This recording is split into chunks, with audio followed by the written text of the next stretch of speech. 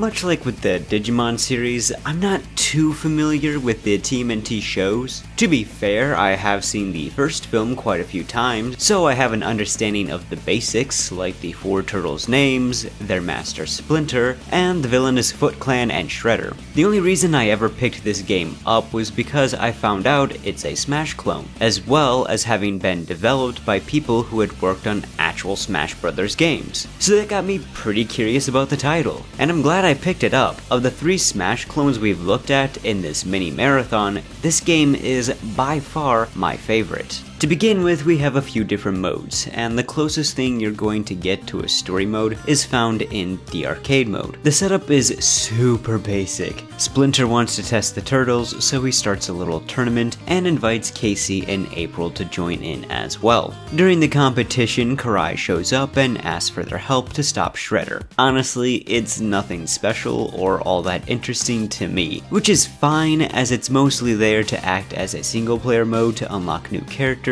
and concept art. Yeah, basically in arcade mode you'll select your character and then go through a series of fights, while having a limited number of lives.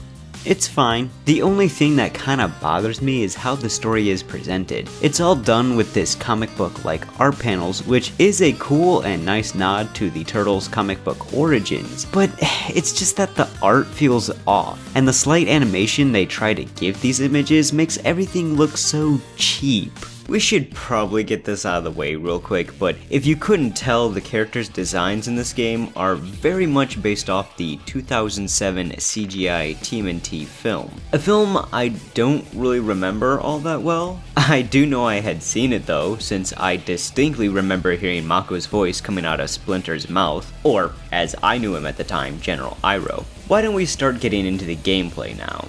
First off, we have a few different modes. There is of course a free battle mode where you can play with up to 4 people and set different rules for fights such as stock versus time battles or free-for-alls versus team matches. Then we have some extra fun challenges like a mission mode where you can take on these, well, missions that have specific tasks to them, like maybe you need to protect a character for so long, take out your opponents with a certain character, or defeat your rivals in a very specific way. Then we have things like tournament mode, which is exactly as it sounds. You can set up a tournament and compete against your friends in it. Even though the roster here is very small, I'm really happy they added this, as tournament mode was one of my favorite modes to play back when I first was introduced to the Smash Bros series through Brawl. It's also a shame you have to do this with at least one other person. There is even this 100-man challenge you can do in the game that can be both long and kinda hard, but it is fun to do if you're trying to unlock the alternate costumes for characters. And lastly, you can see some bonus content you've unlocked that mostly consists of artwork, which,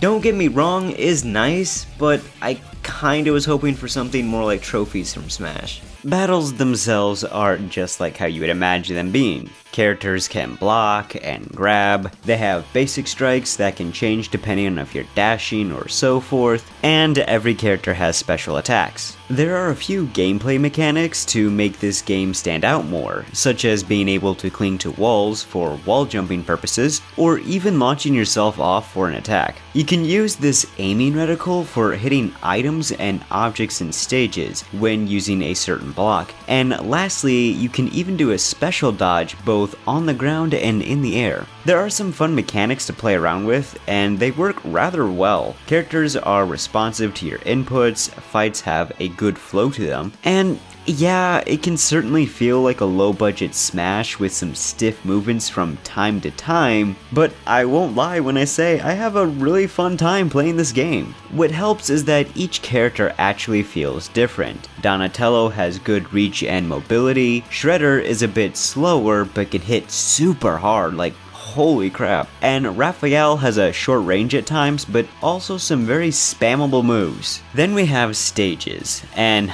honestly, they are my favorite part of the game due to the nice variety we get despite the small amount. And they are very functional for fights, without too many annoying gimmicks. Some examples would be like the TMNT hideout that works for a good simple stage, a moving train that can lose cars and will go through tunnels and different scenery, a jungle stage that starts on a log that can break and lead to a waterfall section. fighting on top of some buildings at night where you can even save yourself from falling with some well-timed wall jumps, and my personal favorite, a cruise ship that hits an iceberg, forcing you to fight on top of a whale while trying not to fall into the water and get eaten by sharks. So yeah, in the end, I get a lot of enjoyment from playing this game as it has enough polish and charm to it that, to me, makes this the best Smash clone for the PlayStation 2. I should say though that the Wii version does have a couple extra stages and characters, though most of those characters are Rabbids, so I'm personally not bothered by that